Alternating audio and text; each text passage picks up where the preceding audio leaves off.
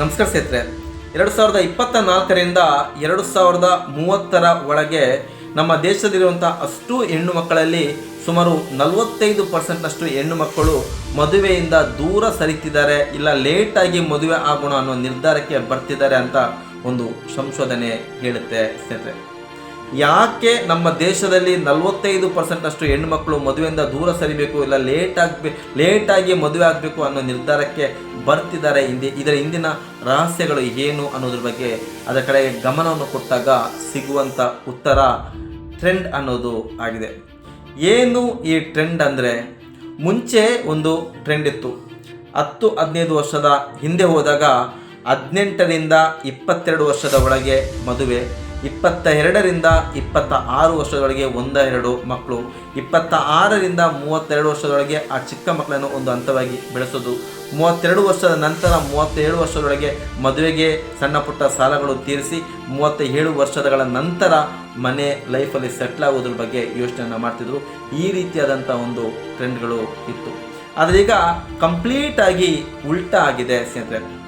ಮೊದಲಿಗೆ ಕೆಲಸ ಆದ ನಂತರ 22 ವರ್ಷಕ್ಕೆ ಕೆಲಸ ಸಿಕ್ತಂತ ಅನ್ಕೊಳ್ಳಿ, 25 ವರ್ಷದಲ್ಲಿ ಕೆಲಸ ಮಾಡಬೇಕು, ಕೆಲಸ ಮಾಡೋದ್ರ ಜೊತೆಗೆ ಲೈಫನ್ನು ಎಂಜಾಯ್ ಮಾಡಬೇಕು, ಲೈಫನ್ನು ಎಂಜಾಯ್ ಮಾಡೋದ್ರ ಜೊತೆಗೆ ಲೈಫನ್ನು ಸೆಟ್ಲ್ ಮಾಡ್ಕೊಳ್ಬೇಕು, ಲೈಫನ್ನು ಸೆಟ್ಲ್ ಮಾಡ್ಕೊಂಡು ನಂತರ ಮದುವೆ ಆಗಬೇಕು ಅಂತ ಯೋಚನೆ ಮಾಡ್ತಿದ್ರಿಂದ ಆ ಲೇಟಾಗಿ ಮದುವೆ ಆಗಬೇಕು, ಇಲ್ಲ ಮದುವೆಯಿಂದನೇ ದೂರ ಸರಿಯೋಣ ಅನ್ನೋ ಮಟ್ಟಕ್ಕೆ ಕೆಲವು ಜನರು ನಿರ್ಧಾರಗಳನ್ನು ತಗೊಳ್ತಿದ್ದಾರೆ, ಯೋಚನೆಗಳನ್ನು ಮಾಡ್ತಿದ್ದಾರೆ ಅನ್ನೋದು ಒಂದು ಸಂಶೋಧನೆ ಹೇಳುತ್ತೆ ಸರ್. ಇದು ನಿಜವಾಗಿಯೂ ನಮ್ಮ ದೇಶಕ್ಕಾಗಿರ್ಬೋದು, ಸಮಾಜಕ್ಕಾಗಿರ್ಬೋದು, ಇದರಿಂದ ಬೀಳುವಂಥ ಪರಿಣಾಮಗಳು ಏನು ಅನ್ನೋದ್ರ ಬಗ್ಗೆ ಸ್ವಲ್ಪ ನಾವು ಚರ್ಚೆ ಮಾಡ್ತಾ ಹೋದಾಗ, ಒಂದು 32ರಿಂದ 33 ವರ್ಷಕ್ಕೆ ಅವರು ಮದುವೆಗಳು ಆಗ್ತಾರೆ ಅಂತ ಅಂದ್ಕೊಳ್ಳಿ. ಆ ಮಕ್ಕಳಾಗುವಾಗ 30ರಿಂದ 36 ವರ್ಷ ಆಗಿರುತ್ತೆ. ಲೈಫಲ್ಲಿ ಸೆಟ್ಲ್ ಆಗೋಣ ಅಂತ ನಾವು ಯೋಚನೆ ಮಾಡ್ತೀವಿ. ಜೀವನದಲ್ಲಿ ಯಾವತ್ತಿಗೂ ಕೂಡ ಕಷ್ಟಗಳು ಕೊನೆಗೊಳ್ಳಲ್ಲ. ಮನುಷ್ಯ ಹುಟ್ಟಿಂದ ಸಾಯೋರು ಕೂಡ ಕಷ್ಟಗಳು ಇದ್ದೇ ಇರುತ್ತೆ. ಆ ಕಷ್ಟಗಳನ್ನು ಸಾಲ್ವ್ ಮಾಡಿಕೊಂಡು ಒಂದೊಂದು ಮೆಟ್ಟಿಲಾಗಿ ನಾವು ಆ ಮೆಟ್ಟಿಲನ್ನು ಹತ್ತಿಕೊಂಡು ಹೋಗಬೇಕು ಸ್ನೇಹಿತರೆ. ಅದೇ ಜೀವನವಾಗಿದೆ. ಮೊದಲೇ ಒಂದು ವಿಚಾರ ಇತ್ತು, ಒಂದು ಮನೆಯಲ್ಲಿ 3 ಜನ 4 ಜನ ಮಕ್ಕಳುಗಳು ಇರ್ತಿದ್ರು. ಅದರ ನಂತರ ಒಂದು ಮನೆಗೆ 2 ಮಗು ಅಂತ ಬಂತು, ಗಂಡ ಹೆಂಡತಿ, ನಾವಿಬ್ಬರು ನಮಗಿಬ್ಬರು ಅಂತ ಬಂತು. ಅದ ನಂತರ ನಾವಿಬ್ಬರು ನಮಗೆ ಒಬ್ಬರು ಅಂತ ಬಂತು.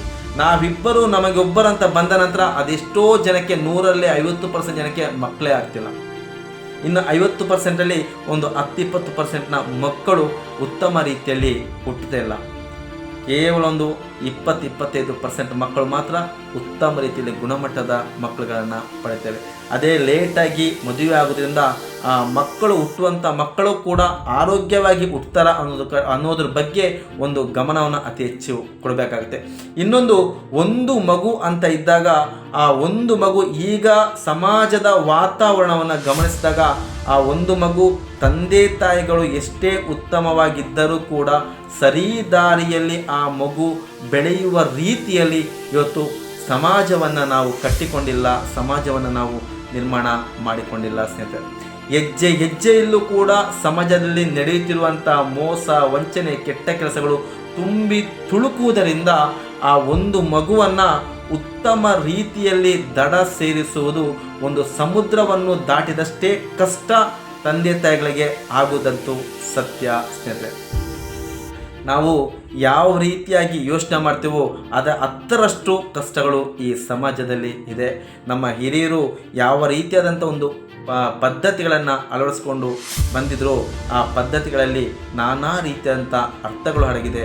ಸುಂದರ ಜೀವನಕ್ಕೆ ಬೇಕಾದಂಥ ಎಲ್ಲ ರೀತಿಯಾದಂಥ ನಮಗೆ ವಿಚಾರಗಳು ಅದರಲ್ಲಿ ಇತ್ತು ಸ್ನೇಹಿತರೆ. ಅದೇ ಟ್ರೆಂಡ್ ಬದಲಾದಾಗ ತಂದೆ ತಾಯಿಯ ಮಾತನ್ನು ಮಕ್ಕಳು ಕೇಳೋದಿಲ್ಲ, ಮಕ್ಕಳ ನಡವಳಿಕೆ ತಂದೆ ತಾಯಿಗೆ ಇಷ್ಟವಾಗುವುದಿಲ್ಲ. ಈ ರೀತಿಯಾದಂಥ ಮನಸ್ಥಿತಿ ಅನೇಕ ಜನರಲ್ಲಿ ಆ ಗೊಂದಲಮಯವಾಗಿಯೇ ಇಡೀ ದೇಶ ಇವತ್ತು ಜೀವನವನ್ನು ನಡೆಸ್ತಿರೋದು ವಿಪರ್ಯಾಸ. ಮುಂದಿನ ದಿನಗಳಲ್ಲಿ ಆ ಎಲ್ಲ ಪರಿಣಾಮವು ಕೂಡ ನಮ್ಮ ಮಕ್ಕಳ ಜೀವನದ ಮೇಲೆ ಬೀರುವುದಂತೂ ಸತ್ಯ. ತುಂಬ ಗಂಭೀರವಾದಂಥ ವಿಚಾರಗಳಿದು. ಈ ವಿಚಾರವನ್ನು ಪ್ರತಿಯೊಬ್ಬರೂ ಕೂಡ ಯೋಚನೆ ಮಾಡಬೇಕು.